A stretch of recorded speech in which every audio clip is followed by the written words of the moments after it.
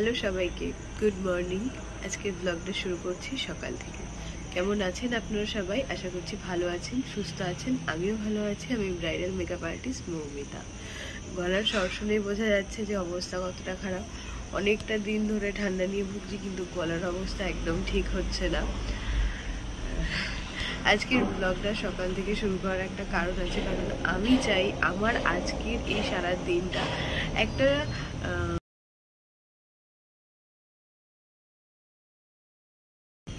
যাই হোক, কি বলতে চাইছি বুঝতে পারছি না, কারণ সারা রাতে অনেক অনেক উইশেস পেয়েছি তোমাদের সবার থেকে। সেটা আমার খুব ভালো লেগেছে। সবাইকে হয়তো আলাদা আলাদা করে রিপ্লাই দিতে পারিনি, কিন্তু সবাইকে অসংখ্য ধন্যবাদ আমার বিশেষ দিনটা এইভাবে মনে রাখার জন্যে। তো আমি বেশি বকবক করবো না। হয়তো এই ফার্স্ট টাইম আমি সামনাসামনি এত আওয়াজের মধ্যেও কথা বলেছি, তোমাদের সাথে কথা বলার চেষ্টা করেছি। তো ব্লগটা সারাদিন কি কি করি না করি তোমরা সেসব দিয়ে কিন্তু দেখে জানিও তোমাদের কেমন লাগলো। তো সকালের কাজ সেরে স্নান করে নিয়েছি, যাব একটু পুজো দিতে। তো তার জন্য প্রথমেই চলে এসেছি নিচের ঘরের পুজোটা আমি সারার জন্য। মা ওপরের ঘরের পুজোটা সেরে রেখেছে, আর আমার জন্য বেশ অনেকটা পরিমাণে ফুল তুলে রেখেছে।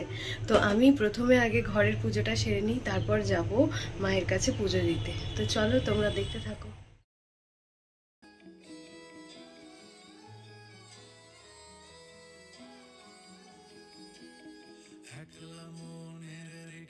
চলে দমকা প্রেমের গল্প বলে শুকনো পাতার সন্ধেবেলা।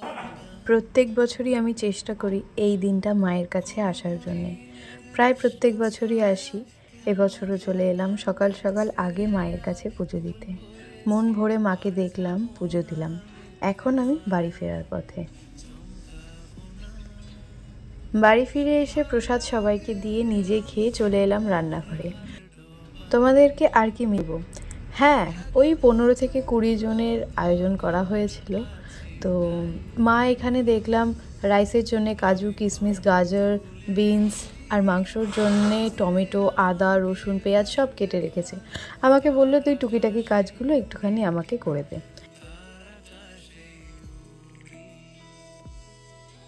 একে একে সব পাঁপড়গুলো ভাজা হয়ে গেছে, এখন হবে চাটনি। তার জন্য প্রথমেই কড়াইতে একটু ফোড়ন দিয়ে নিলাম, আর তারপর মা কড়াইয়ের মধ্যে দিয়ে নিল টমেটোগুলো। টুকিটাকি প্রায় অনেক রান্নাই মায়ের থেকে শিখে নিয়েছি, কিন্তু তা ওই ফোড়ন দেওয়ার পর কড়াইয়ে দিতে একটু ভয়ই লাগে। তো এখানে টমেটোর মধ্যে এখন দিয়ে নিলাম কাজু আর কিশমিশ। যতক্ষণ আমি রান্নাঘরে পাঁপড় ভাজছিলাম আর চাটনি করছিলাম, ততক্ষণ বুনু আর আমার এক স্টুডেন্ট মিলে এখানে বেলুন ফোলাতে বসে পড়েছিল। মাঝে মাঝে আমিও আসছিলাম। ওই যে আগের ব্লগেই তোমাদের সাথে শেয়ার করলাম যে রাতে যে সেলিব্রেশনটা হয়েছিল সেখানে বুনু আর মা সবটা করেছিল।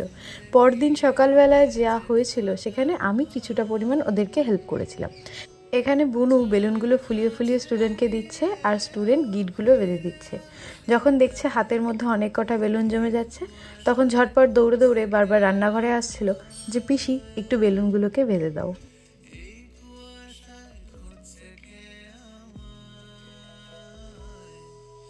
সত্যি কথা বলতে হ্যাঁ, আমি আমার জন্মদিন নিয়ে একটু বেশি উৎসাহিত থাকি।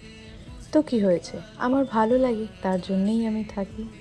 তো এখানে বেলুনগুলো ফোলানো হচ্ছিল, কিন্তু অনেক বেলুন পড়ে যাচ্ছিলো যেগুলো ওরা টাইমের মধ্যে ফোলাতে পারছিল না। তারপর তো স্টুডেন্ট গিয়ে আমাকে ধরে বেঁধে ডেকে আনলো যে তুমিও আমাদেরকে 2টো করে বেলুন ফুলিয়ে দাও। তো এখানে তারপর আমি বেলুন ফোলাচ্ছি, তার মধ্যেই চলে এলো আমার আর এক বোন। তো তারপর বললাম তোরা বেলুনগুলো ফোলা, চল বাইরেটা আমি তোদেরকে সাজাতে একটু সাহায্য করে দিচ্ছি। তো এখানটাতেই ডেকোরেশন করা হবে। আশা করি তোমরা প্রত্যেকেই ডেকোরেশনটা এতক্ষণে দেখে নিয়েছো। তো হ্যাঁ, এখানেই ডেকোরেশনটা করা হয়েছিল ডাইনিংয়ে। তোমাদের সাথে একটা গল্প শেয়ার করি। আমাদের জীবনে কিছু কিছু মানুষ থাকে যাদেরকে ছাড়া সত্যিই আমরা চলতে পারি না। আমার জীবনেও সেরকম একটা মানুষ ছিল। আমাদের বাড়িতে আমরা 3 বোন, আমাদের জন্মদিন পালন হতো 3 সময়। কারণ একজনের জন্মদিন বছরের শুরুতে, একজনের মাঝখানে আর একজনের শেষে। আমি এই শেষের তালিকাতেই আছি। তো আমরা 3 বোনের জন্মদিনে অনেকটা আনন্দ করার চেষ্টা করি। দিদির জন্মদিন হলে আমি আর বুনু গোপনে অনেক কিছুর অ্যারেঞ্জমেন্ট করি। আবার বুনুর যদি জন্মদিন হয় তাহলে আমি আর দিদি করতাম। আর আমার হলে বুনু আর দিদি। কিন্তু এখন আর সেইভাবে দিদির জন্য কিছুই করতে পারি না, কোনোখানে যেন কিছু একটা সত্যিই নেই। তো যাই হোক, এখানে আমাদের ডেকোরেশনটা কমপ্লিট হয়ে গেছে। খুব অল্পের মধ্যে আজ কিছু মনের কথা তোমাদের সাথে শেয়ার করলাম। তো ডেকোরেশন করার পর আমি চলে গেছিলাম সোজা ঘরে, কারণ আমাকে আবার কাল রাতের মতন ঘরে পাঠিয়ে দেওয়া হয়ে গেছিলো। আর এখানে বুনু আমার এক স্টুডেন্টকে নিয়ে কেকটাকে সাজিয়ে নিচ্ছিল টেবিলের ওপর।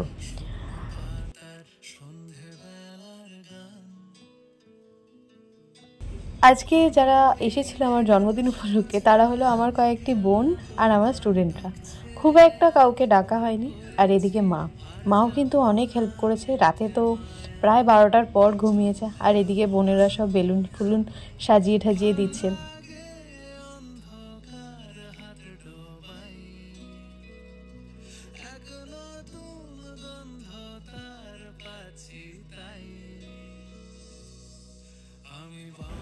এখন যে ভিডিওটা আমি এখানে শেয়ার করছি, এই ভিডিওটা কিন্তু করেছে আমার স্টুডেন্ট। হ্যাঁ, ডেকোরেশনটা আমি করেছি। নিচের ডেকোরেশন, কেক, গিফট দিয়ে যা যা সাজানো সেগুলো সব বুনু করেছে। কিন্তু এখন যে ভিডিওটা হচ্ছে সেগুলো কিন্তু সব আমার স্টুডেন্ট করেছে। ওই যে ঘরে সোফার ওপর আমি বসে একটুখানি সাজুগুজু করছিলাম, আর ওরা আমাকে ঘরের ভেতর ঢুকিয়ে দিয়েছিল, বলেছিল বাইরে আসা যাবে না। তো তখন বুনু এখানে কেক রেখেছে। এখন একে একে আমার জন্য সব গিফটগুলো এখানে রেখে দিচ্ছে। আমি আর একটা কথা, গিফট আনবক্সিংয়ের ভিডিও কিন্তু খুব তাড়াতাড়ি আমি আনার চেষ্টা করব। আগের ভিডিওতেই বলেছি ফোনে একটু সমস্যা হচ্ছে, তাই ভিডিও আনতে দেরি হচ্ছে। ফাইনালি আমি এখন ঘরে আছি, আমি রেডি হয়ে গেছি। খুব সিম্পল, কোনো মেকআপ করিনি, জাস্ট একটু মাস্কারা লাগিয়েছি আর একটু লিপস্টিক পরেছি। আর এই সুন্দর ড্রেসটা আমাকে গিফট করেছে আমার মা। তো আমি খুবই খুশি হয়েছি। কখন কবে মা এই গিফটটা দিল সেটা তো আমি পরে তোমাদের সাথে শেয়ার করব। আপাতত আমি ঘরে এখন বর্তমানে একাই আছি, কেউ নেই, কারণ সবাই বাইরে কিছু একটা প্রস্তুতি চালাচ্ছে, যে জন্য আমাকে বাইরে যেতে দেওয়া হচ্ছে না। তো চলো বাইরে গিয়ে দেখা যাক কি হয়। আমি একবার দেখিয়ে নিয়ে আসি বাইরে। ঘরে যেহেতু আমি একাই ছিলাম, তো এই বাইরে সবাই রয়েছে। কিছু স্টুডেন্ট ওপরে বসে, কিছু স্টুডেন্ট নিচে শুয়ে রয়েছে। আর এখানে এই যে আমার এক ভাই, ওই যে বোন, সবাই বসে রয়েছে। তো অনেকক্ষণ ধরে আমি তো ভেতরে বসে আছি, বাইরে যাওয়ার কোনো চান্স নেই। ফট করে মাঝখান থেকে ওকে ডেকে নিলাম, মানে একটুখানি দরজাটা খোলা হয়েছিল, তো ওকে দেখতে পেলাম, সেজন্য আমি বললাম তুই চলে আয় ভেতরে, আমরা একটা ছবি তুলবো। আর ও চলে এসছে দৌড়ে ছবি তুলতে। কী করতে এসছিস তুই? কী করবো আমরা এখন বলে দে, জোরে বলো। ছবি তুলবো। তো চলো আমরা এখন ছবি তুলে নিই। বাইরে যে কি হচ্ছে সেটা জানি না, বুনু কি করছে না করছে সেটা তো বাইরে গেলে দেখতে পাবো, সেটা তোমাদের সাথে অবশ্যই শেয়ার করবো। তো এখন আপাতত আমরা একটা ছবি তুলে নিই, তাই তো?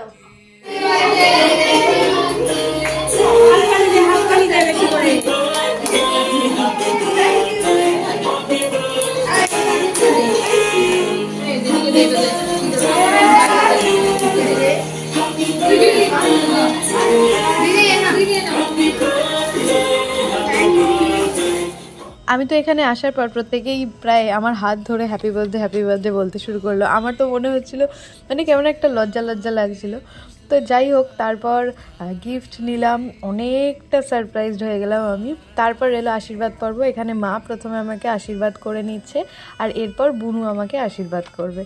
আশীর্বাদ বলতে বুনু আমার মাথায় একটুখানি ধান দুব্য দিয়ে বলল, সামনে আমার জন্মদিন আসছে, ঠিক তোর জন্যে যা যা করলাম আমার জন্যও কিন্তু করিস।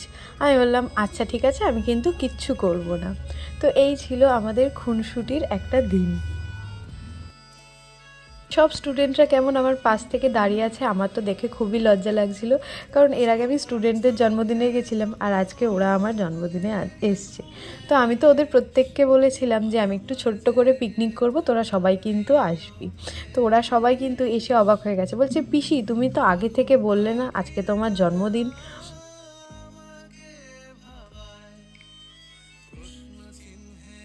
এখানে কেক কাটিং হয়ে গেছে, এখন একে একে প্রত্যেককে কিন্তু কেক খাইয়ে নেব। আমি চাইলাম মাকে প্রথমে কেক খাওয়ানোর, কিন্তু মা একদমই এলো না। আগের দিন রাতে যে সেলিব্রেশনটা হয়েছিল সেখানেও মাকে ডেকেছিলাম, মা কিন্তু প্রথমে আসেনি। এখানে একে একে প্রথমে সব স্টুডেন্টদেরকে আগে খাইয়ে নিলাম, এরপর মা এলো। মাকে বললাম একটুখানি খাও, সে তো মা আমার হাত দিয়ে খাবে না, মা নিজেও খাবে না, আগে আমাকে খাওয়াবে। আমি আবার সেটা থেকেই মাকে খাইয়ে দিলাম। এরপর একে একে আমার সব বোনেদেরকে সবাইকে কেক খাওয়ালাম। কিছু বিশেষ মানুষের উদ্দেশ্যে একটা কথা বলি। তোমরা ভেবেছিলে তোমরা আমার জীবনে না থাকলে হয়তো আমার এই দিনটা খুব একটা বিশেষ হবে না, কিন্তু এটা তোমাদের ভুল ধারণা। এখানে তো কেক কাটিং হয়ে গেছে, তারপর আমি একটু নেচেও নিলাম, আর তারপর সেই আবার স্প্রে, পুরো তো একবারে সাদা হয়ে গেলাম। যাই হোক, যেহেতু দুপুরটা অনেক হয়ে গেছিলো তাই ঝটপট এদিকে কিন্তু ওদের খেতে বসিয়ে দেওয়া হয়ে গেছে।